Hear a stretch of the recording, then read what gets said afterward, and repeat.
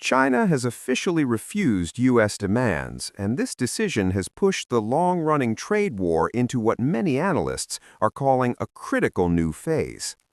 What makes this moment different from previous rounds of tension is not just the refusal itself, but the broader message it sends about where relations between the world's two largest economies are heading. For years, negotiations have moved back and forth between confrontation and compromise, but this latest development suggests that both sides are preparing for a longer, more structural confrontation rather than a quick political settlement. At the heart of the dispute are deep disagreements over trade practices, technology, and global influence. The United States has repeatedly argued that China's economic model gives its companies unfair advantages through state subsidies, market access restrictions, and pressure on foreign firms to share technology.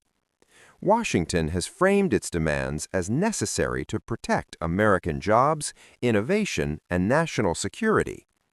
China, however, sees these demands as an attempt to interfere with its internal development strategy and slow its rise as a global power. By refusing to comply, Beijing is signaling that it is unwilling to reshape its core policies under external pressure, even if that choice brings economic pain. This refusal comes at a time when global economic conditions are already fragile. Inflation concerns, slowing growth, and geopolitical instability have made markets highly sensitive to major policy shifts. The trade war between the U.S. and China affects not only the two countries involved, but also the entire global supply chain. From electronics and automobiles to food and energy, disruptions in trade flows can ripple across continents. As tariffs remain in place and new restrictions are discussed, companies are being forced to rethink where they manufacture, how they source materials, and which markets they prioritize. One of the most important dimensions of this new phase is technology. Competition over semiconductors, artificial intelligence, telecommunications, and advanced manufacturing has turned the trade war into a broader strategic rivalry. The United States has tightened export controls to prevent advanced technology from strengthening China's military and surveillance capabilities. China, in response, has accelerated efforts to achieve technological self-reliance.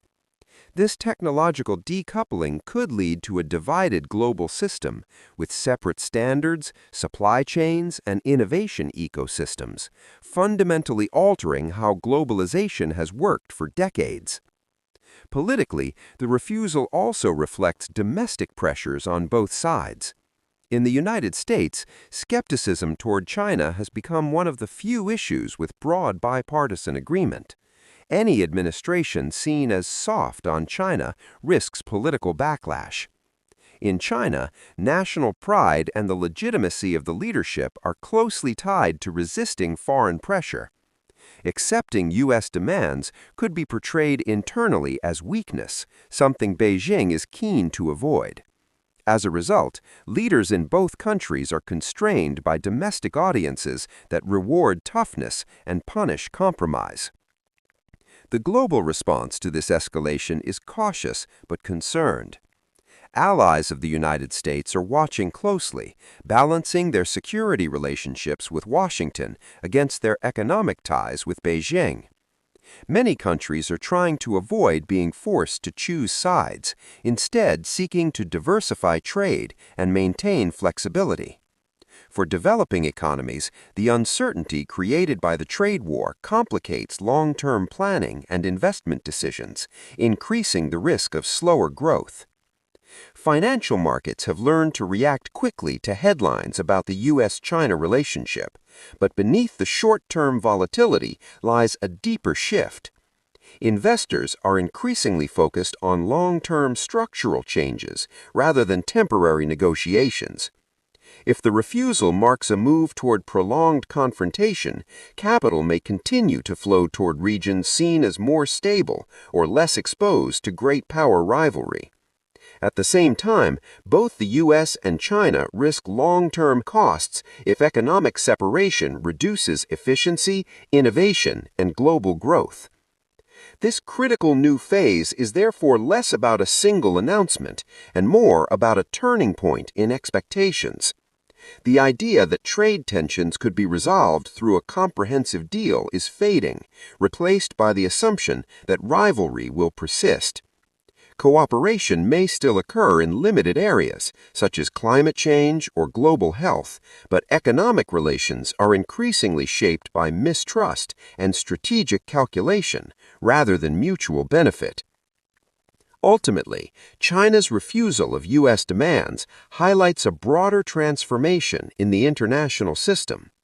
The era of easy globalization, driven by optimism and expanding integration, is giving way to a period defined by competition, resilience, and strategic alignment.